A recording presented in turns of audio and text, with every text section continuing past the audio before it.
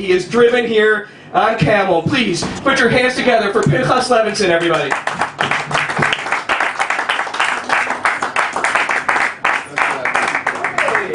Please, round of applause for David. Really, this is awesome. Oh, rare form tonight. Yeah, excellent. Great. So you guys are here touring. Where I heard you're from America, but America's a big place.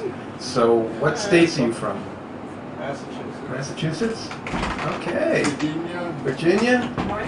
North Carolina. Great. Wow. The whole East Coast there. Great. Yeah, well, actually, yeah, I was most proud to be an American 2 weeks ago when you guys elected Scott Brown. No. Sorry, anyway, yeah. Boo. Oh, okay, I'll only ask one further question. How many of you here voted for Obama and don't regret it? Oh, very nice. Okay, great.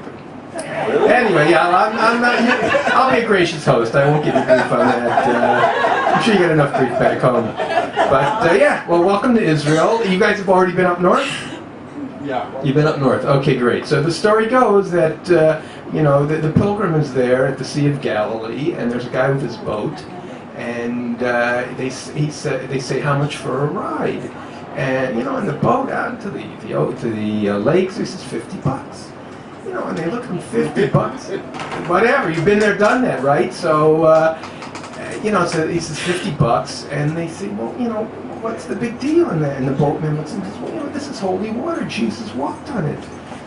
So these pilgrims look at him and say, well, at those prices, I can understand why. And that's basically the, right, we're here in Israel.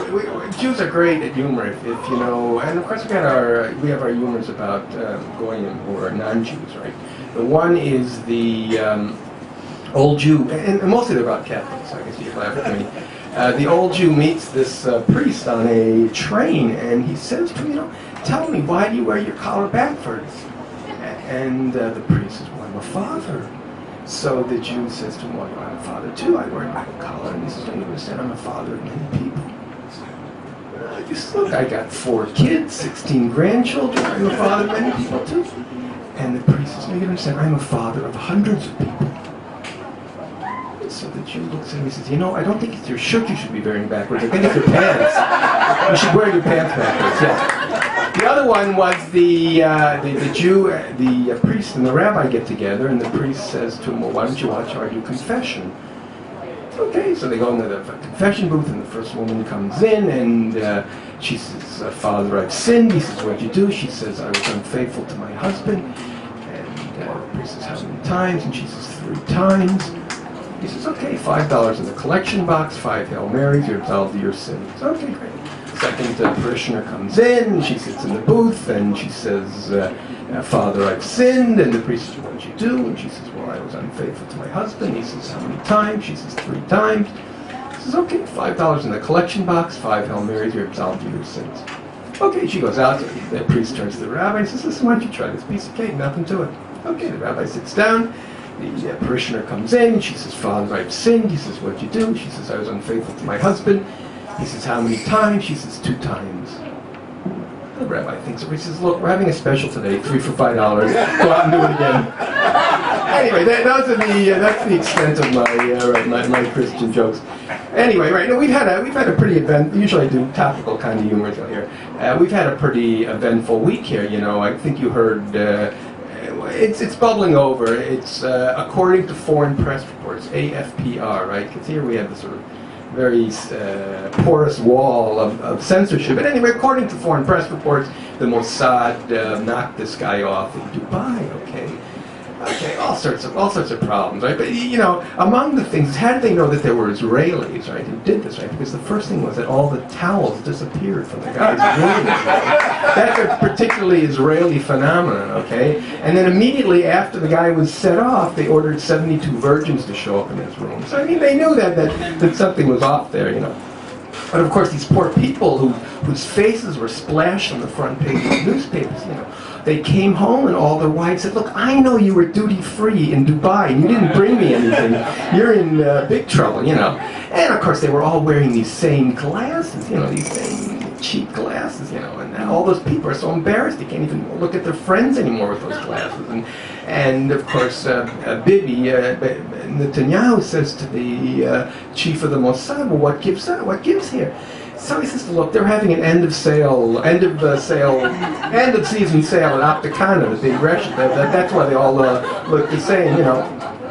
But for the people here whose identity was stolen, it was sort of like, you know, I mean, first of all, it's frightening, you know, it's the darkest days of tyrannistic governance. But anyway, for many of them, it's not bad. A number of them are independent contractors, and they immediately got all their outstanding debts paid. I mean, nobody wants to mess with someone who can to set you up. And then, you know, there was this guy, they stole his things, this religious scholar, so of course all the religious parties say, look at what we're contributing to the defense of the country, you know.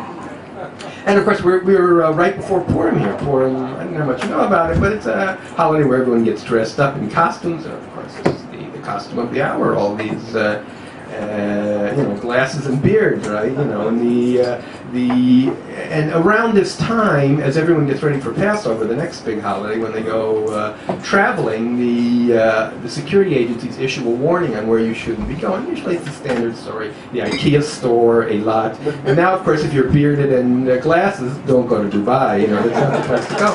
And you know, but some of the commentators thought, well, this was a really master stroke, because here in one fell swoop, everyone stopped talking about the caste-led invasion of Gaza. You know, it's not on anybody's front page anymore. You know, something new. And then, of course, there was the cinematic aspect of it. I don't know how many you saw the endless YouTube and rebroadcasts. Everyone here is just going, oh, if only it was in Lebanon, we would have won an Oscar by now. You know, that's where all our good movies are filmed. And of course, also we have our local female tennis star, Shachar Pe'er, right? And she just went 4 rounds like a missile. You know, all the headlines that it's playing Hebrew, and of course, you know, nothing happens like that without a reason. You know, it's clear that her opponents knew that this is someone at this moment you don't want to mess with. You know, she got it. She got a good deal on it. We had a big visitor this past week. We had the Mike McCullen, right, the chief staff of the U.S. Armed Forces was here. Okay, because you know they were telling everyone to tamp down this response to Iran. They want to make sure that we don't do anything serious. So he was here, of course. He was very reassuring. He said, of course, that there will be no more Holocausts. Okay. Maybe Hiroshima, but no more Holocaust, okay? And the Americans have learned from the last time they faced an enemy like this. As soon as the guns start flying, they're going to bomb Auschwitz. There's going to be no death camps this time. You can rest assured of that. Here in Israel, you know, we have the usual scene of all these international rock stars coming. We had Madonna, then we had Leonard Cohen and Paul McCartney. And this week, with the announcement of Bob Dylan and Elton John, the average age of artists was brought down to 75. Yeah. It was really a very encouraging moment. Yeah. We're hip here. I don't know what kind of hip you are, but I'm worried about my hip. Yeah. And whatever. We had problems. We had problems with. This is a real Israeli story. We have problems with some of our religious leaders. Again, I think these are what's called Lashon Hora. You know, they're not foreign press reports. They're just sort of internally circulated rumor mongers until the guy gets put behind the bars. But a particular rabbi in what is called here the Kennedy clan, this guy's name is Moti Alon, has gotten confirmed accusations of homosexual advances on students. Okay, usual.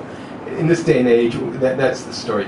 So, you know, it puts the religious community into a real quandary, because they are also, until now, their big dilemma was, should they refuse orders? You know, it's this whole story of evacuating. Okay, so now, of course, the question is, do they refuse this order?